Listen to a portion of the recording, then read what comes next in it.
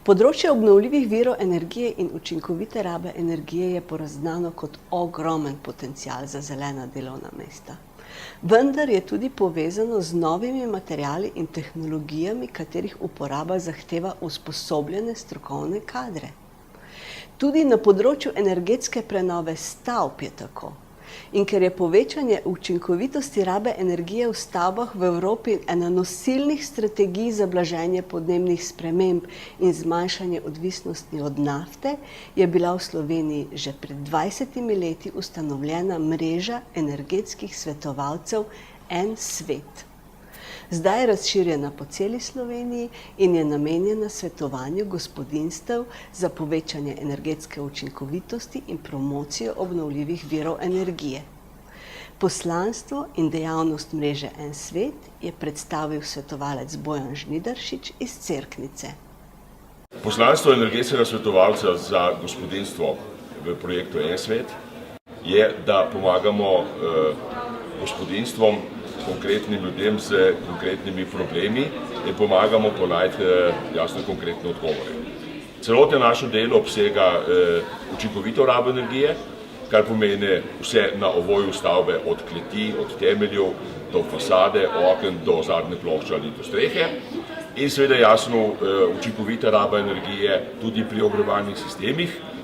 Te ogrevalni sistemi so namenjeni za pripravo sanitarne vode ali za ogrevanje prostorov, usposobljeni in tudi velikokrat moramo svetovati tudi za posledice nekih slabih rešitev, ko so recimo toplotni mostovi, ki potem producirajo, proizvajajo plesen v notranjih prostorih. Tukaj pomagamo z nekimi rešitvami, teh rešitev je veliko. Smo dober informator tudi za finančne pomoči Ekosklada, kar pomeni kredite in subvencije.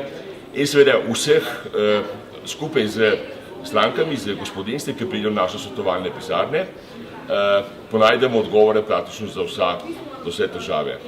Velikokrat v šali rečemo, da smo kot zdravniki splošne prakse. Takrat, ko pridejo ljudje k nam in na neki način poslušamo, svetujemo, kar lahko svetujemo, damo kakšen dober nasvet, kakšen aspirinček. Če pa je potrebna kakšna večji poseg, potem pa jih pošljemo na operacijo, kar pomeni k projektantom, da jim potem projektantje zrišajo neke te rešitve ali pa k usposobljenim izvajalcem. Z vidika delovnih mest je mreža En svet pomembna kot spodbujevalec zelenih delovnih mest v industriji gradbenih materialov in izdelkov, ki se uporabljajo pri sanaciji stavb, ter v različnih storitvenih dejavnostih, ki so s tem povezane. Bojan Žnidaršič je tudi prepričan, da je energija pomemben generator razvoja podeželja. Pri razvoju podeželja je energija en tak velik lahko generator razvoja kot takega. Recimo letošnji žled je tu pokazal definitivno, da so lahko kmetje poleg pa lastniki gozdov, poleg proizvajalcev tudi proizvajalcev hrane, tudi proizvajalce energije kot take. Podeželje slovensko je bilo prve kulturne krajine so bile ob potokih, kjer se je zajela energija potoka in so se potem naredile gor elektrarne, žage, mlini. To je pravzaprav neka tradicija v Sloveniji, tudi po celi Evropi, ki je potem s to industrializacijo, z industrijsko proizvodnjo elektrike, pravzaprav začela rušiti neke utečene razvojne potencijale podeželja in podeželje zdaj umira. Eno najbolj prepoznavnih slovenskih podjetij, ki svojo poslovno uspešnost celovito gradi na učinkovito rabi energije, je ajdovski Pipistrel. Izdelujejo vrhunsko energetsko varčna letala, s katerimi zmagujejo na prestižnih tekmovanjih. Direktor Ivo Boscarol je o tem, kako se je začela zelena zgodba Pipistrela, zakaj konkurenti na področju proizvodnje letal Pipistrelu ne sežejo do kolen, kako se je v podjetju širila filozofija energetske učinkovitosti in s časoma prerasla v Pipistrelovo celovito zaščitno znamko Ecolution, pravi. Kar se tiče letalstva, sem bil najprej na začetku jadralec, in jadralna letala letijo brez moči motorja. In ko sem potem prišel v to fazo, da sem začel letala tudi načrtovati, sem rekel, zakaj bi mi energijo metali skozi okno, če jo pa ni treba. In sem rekel, bom načrtoval letala tako, da bo potrebna energija čim manjša, da bo hrup čim manjši in tako naprej. Takrat sem bil v očeh mojih konkurentov najbolj neumen letalski konstruktor, ker bencin je bil seveda zastojen, hrup ni bil pomemben, ne.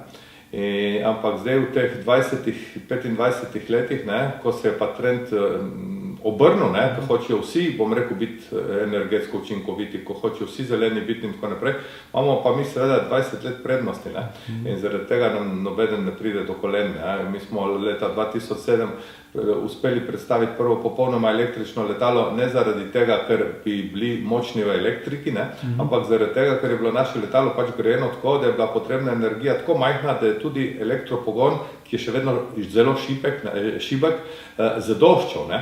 In seveda, če smo začeli potem graditi taka letala, ne, ki so bila bistveno bolj energetsko učinkovita od drugih, ne, potem je bilo pošteno razmišljati o tem, da morajo biti tudi narejena v takem podjetju, ki je energetsko učinkovito, ki je samozadostno, ki ne onesnažuje, ne.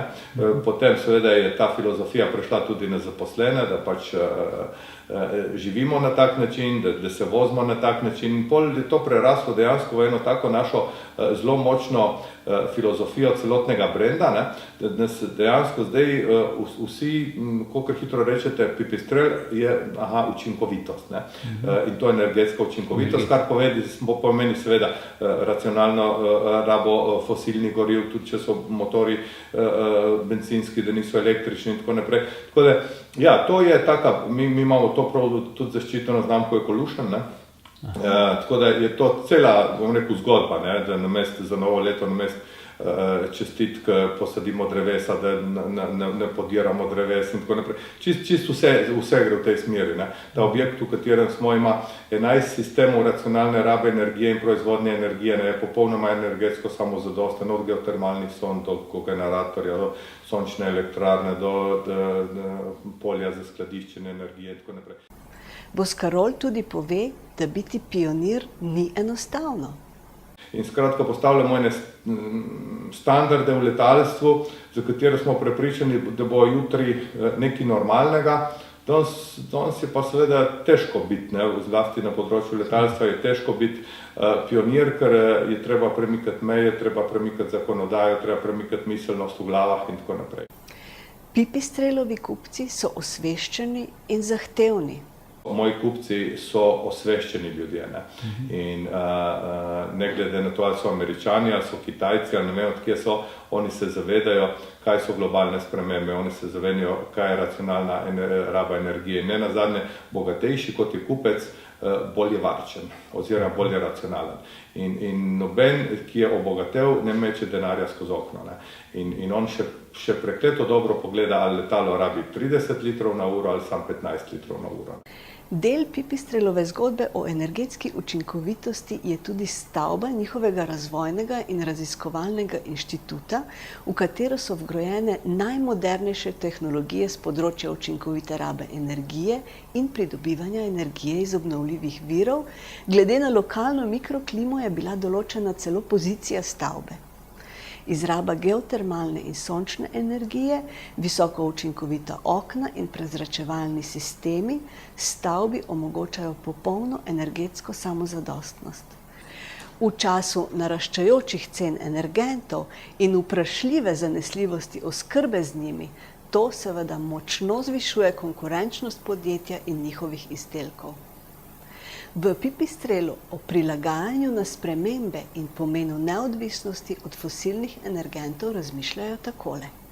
Mi vsi skupaj smo premajhni, da bi lahko, ne vem, globalne spremembe krojili ali pa bi spreminjali atmosfero ali pa pogoje, lahko se pa zavarujemo, ne.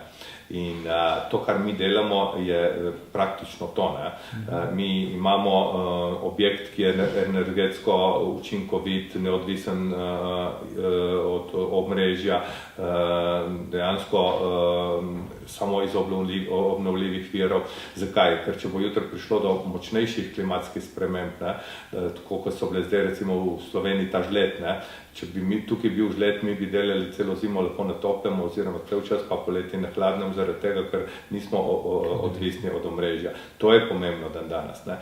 In če že ne moremo spreminjati sveta, potem se lahko sami sebe zaščitimo, zato da delamo, bom rekel, s čim manj potrebe po fosilnih gorivih, s čim manj potrebe po energiji in še tisto, kar delamo, da ne, bom rekel, doprinašamo k slabemu oziroma da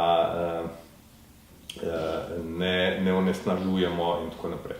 In to ni pomembno, bom rekel, sam za nas, ampak dejansko tudi za blagovno znamko, da danes ljudje to cenijo vedno bolj po svetu.